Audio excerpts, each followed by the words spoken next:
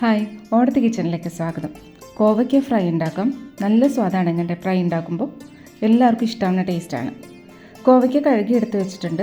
വീട്ടിലുണ്ടായ കോവയ്ക്കാണ്, പിഞ്ചാണ്. നല്ല വലിപ്പം വരുന്ന കോവയ്ക്കാണിത്. ഉള്ളിലെ ചുവന്ന നിറം വരാത്ത, അങ്ങനെ മൂക്കാത്ത കോവയ്ക്കാണ് വേണ്ടത്. ഇത് 1/4 കിലോ ഉണ്ടാവും. നീളത്തിൽ നുറുക്കാം. വലിപ്പത്തിനനുസരിച്ച് കനം കുറയ്ക്കാം. വേഗം വെന്തോളും ഇങ്ങനെ കനം കുറച്ചരിയുമ്പോൾ. എല്ലാം നുറുക്കിയെടുക്കാം ഇതുപോലെ. ഇപ്പോൾ എല്ലാം നുറുക്കിയെടുത്തിട്ടുണ്ട്. വീതി കുറച്ച് നീളത്തിലിങ്ങനെ. ഇനി ഇൻഗ്രീഡിയൻസ് ചേർക്കാം. പാകത്തിന് ഉപ്പിടാം. മുളക് പൊടി 1 ടീസ്പൂൺ, 1 ടീസ്പൂൺ ഗരം മസാലപ്പൊടി, മഞ്ഞൾപ്പൊടി 1/4 ടീസ്പൂൺ ചേർക്കാം. ഇപ്പോൾ ഉപ്പും മഞ്ഞൾപ്പൊടിയും മുളക് പൊടിയും ഗരം മസാലയും ചേർത്ത് കഴിഞ്ഞു. ഇനി കടലമാവ് ചേർക്കാം. ഒരു 4 ടേബിൾ സ്പൂൺ കടലമാവും കൂടി ചേർത്തിട്ട് നല്ലോണം യോജിപ്പിക്കാം. കോവയ്ക്കയിൽ വെള്ളമായി ഉള്ളതുകൊണ്ട് പൊടികൾ പിടിച്ചിരുന്നോളും.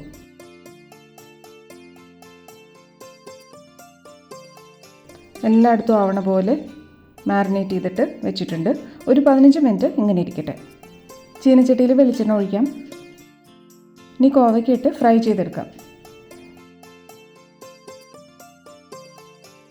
മീഡിയം ഫ്ലെയിമിൽ വയ്ക്കാം. 2 മിനിറ്റായി. തിരിച്ചിടാം. ഡീപ് ഫ്രൈ ആയതുകൊണ്ട് 2 ഭാഗത്തും മൊരിഞ്ഞ് വന്നോളും. എണ്ണ ഡീപ് ഫ്രൈക്ക് വേണ്ടി ഇത്ര എടുത്തിട്ടുണ്ടെങ്കിലും അധികം എണ്ണ കുടിക്കില്ല അത്. ഇങ്ങനെ 2 വശവും ഫ്രൈ ആക്കിയിട്ട് കോരി മാറ്റാം. ക്രിസ്പിയാണ്. അടുത്ത ട്രിപ്പും കൂടി ഇതുപോലെ വറുത്തെടുക്കാം. ചീനച്ചട്ടിയിലേക്ക് ഇടുമ്പോൾ ഒന്നിൻ്റെ മുകളിലൊന്നായ കുഴപ്പമില്ല.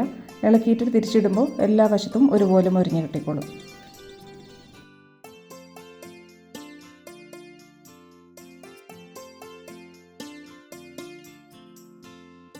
ഇപ്പോൾ എല്ലാം ഫ്രൈ ചെയ്ത് കഴിഞ്ഞു. ഇനി കോരി മാറ്റാം.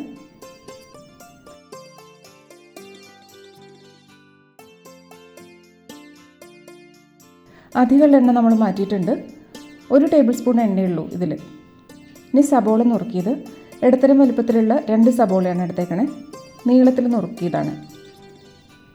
1 പച്ചമുളക്, 2 തണ്ട് കറിവേപ്പില. ഒന്ന് ഇളക്കി വഴറ്റിയെടുക്കാം.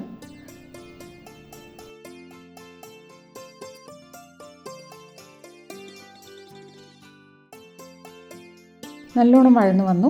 ഇനി ഇതിലേക്ക് ആവശ്യമുള്ള ഉപ്പ്. 1/2 ടീസ്പൂൺ കുരുമുളക് പൊടി, ഇത്തിരി മഞ്ഞൾപ്പൊടി, 1 ഹീപ്പ് ടീസ്പൂൺ കാശ്മീരി ചില്ലി പൗഡറും കൂടി ചേർക്കാം.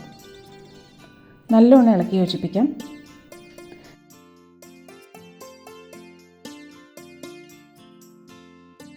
ഇനി വറുത്ത് വെച്ച കോവയ്ക്ക ചേർത്തിട്ട് മിക്സ് ചെയ്തിട്ട് ഫ്ലെയിം ഓഫ് ചെയ്യാം. ഡ്രൈ ആയിട്ട് ഉതിർന്നാണ് ഇരിക്കണേ. എല്ലാം മൊരിഞ്ഞിട്ടാണ്. ഇനി ഓഫ് ചെയ്യാം.